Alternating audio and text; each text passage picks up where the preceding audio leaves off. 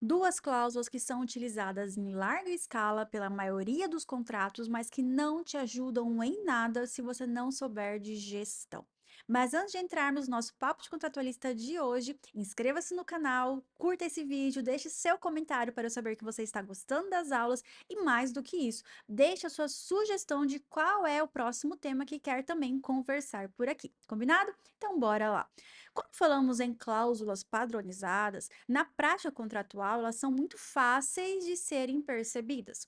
Se você começa a analisar contratos reiteradamente, todos os dias, periodicamente, enfim, quando você tem ali uma experiência em analisar contratos, em receber contratos, em redigir contratos, você começa a ver que alguns padrões são seguidos. Mais do que isso, alguns padrões são seguidos sem nenhuma criticidade. As pessoas simplesmente repetem. Até porque nós sabemos que quando falamos na prática contratual, infelizmente, há uma banalização.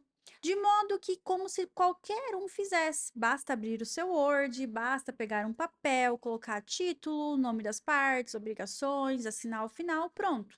Até porque nosso Código Civil possibilita uma forma livre aos contratos quando não houver alguma vedação, alguma previsão expressa de contrário, ao contrário.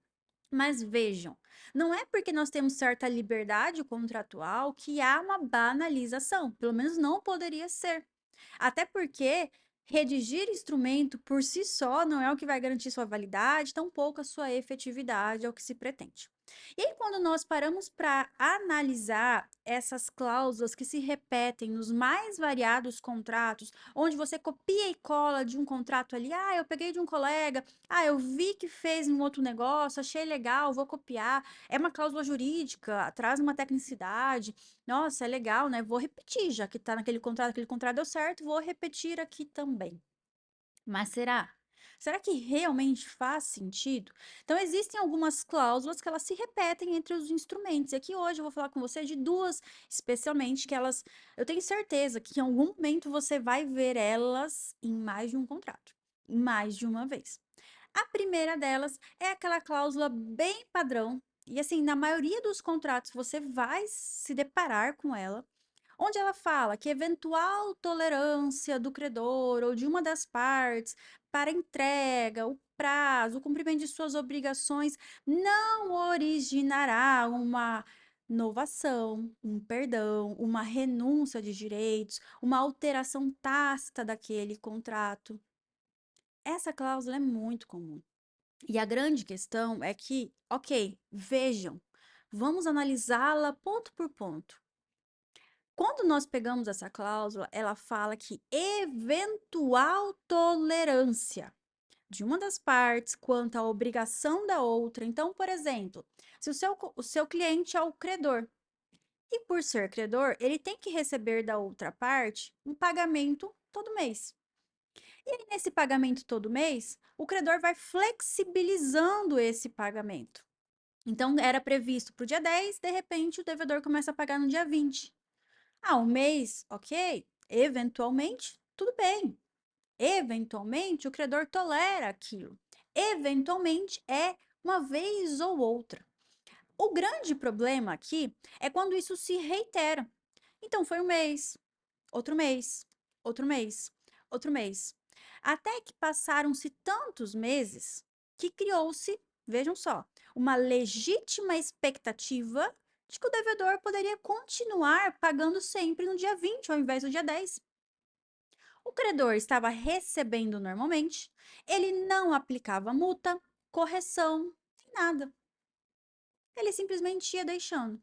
Então, criou-se uma legítima expectativa no devedor de que, ok, ele continuar dessa forma. Vejam, não há uma má fé em si, há uma boa fé entre as partes que foram tolerando, só que de forma reiterada e a longo prazo.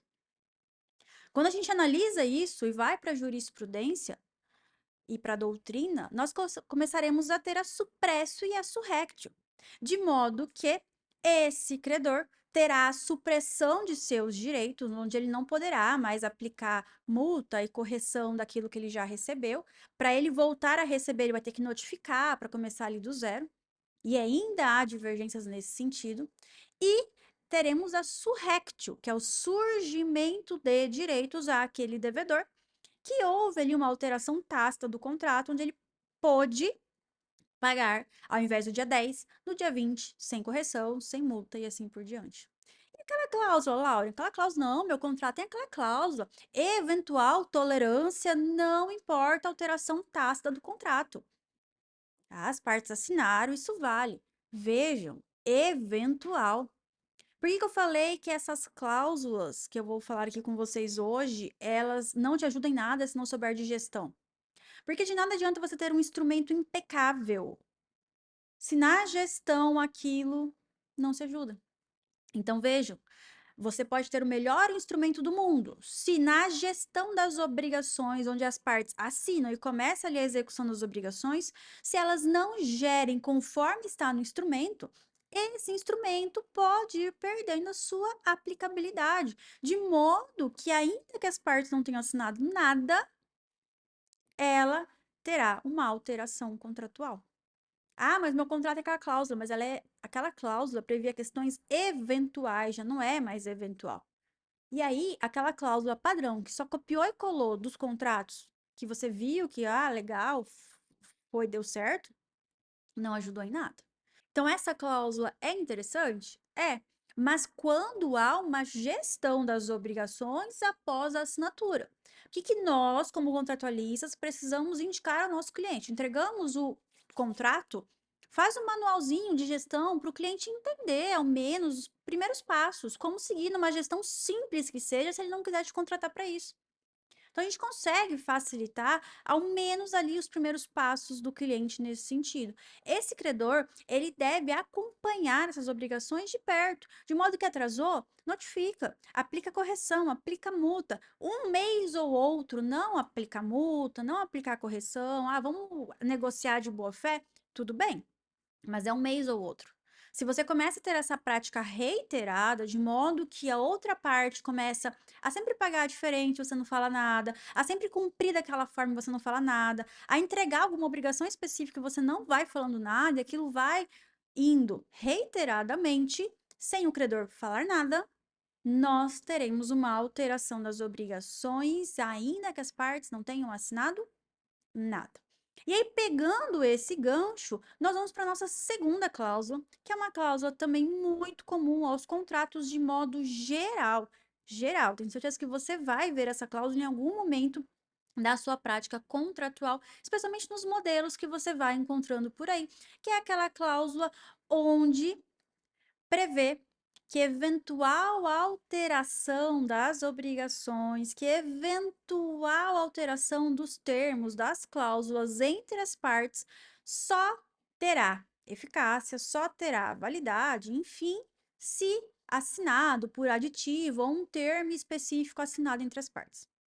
Você pode ter ali uma alteração ou outra de algumas palavras, mas em regra é isso. Muitos contratos seguem com essa cláusula padronizada, que prevê que só se alteram obrigações daquele contrato se houver algum aditivo, algum termo específico para isso. Essa cláusula é importante? Óbvio que é. Nós precisamos seguir uma padronização realmente dessa instrumentalização, seguir uma forma, haver um ritual, saber que quando as partes quiserem negociar algo, elas terão ali que acionar a outra, notificar se for o caso, ou ainda chamar por WhatsApp, e-mail, enfim, o canal de comunicação entre elas, ter essa abertura de diálogo, negociar, alterar formalmente, por escrito, assinado, ok, isso realmente tem que se seguir. Só que vejam, se nós não tivermos gestão e eventualmente as partes negociem entre elas, então elas têm ali uma comunicação facilitada por WhatsApp ou se veem com frequência, e aí, entre elas negociam, sabe? No fio do bigode, daquela forma mais informal, amigável, é um parceiro, sempre deu certo, vamos aqui continuar desse modo, vamos negociar aqui, até porque muitos negócios precisam realmente da dinamicidade, de agilidade, e aí acabam levando como se o jurídico fosse burocratizar e atrasar. E ok. A grande questão, e aqui vem justamente isso, que o jurídico ele não veio para burocratizar ou atrasar, justamente nós precisamos ser mais parceiros do negócio do nosso cliente do que ao contrário. Mas a grande questão é que quando as partes do contrato, mesmo que aquele contrato seja maravilhoso, tenha cláusulas que protejam toda a situação e traga essa cláusula específica de que eventual alteração só terá validade, só terá eficácia entre as partes, se for assinado, você traz isso, mas não há uma gestão de modo que depois, após a assinatura, a execução das obrigações, uma das partes se sente lesada porque houve uma alteração que foi negociada entre elas ali verbalmente. E ela consegue provar por mensagem WhatsApp, consegue provar que houve uma entrega diferente ali após determinado período e que a outra parte recebeu normalmente. Ela tem provas disso. E o direito contratual, ele não é só uma questão de instrumentalização.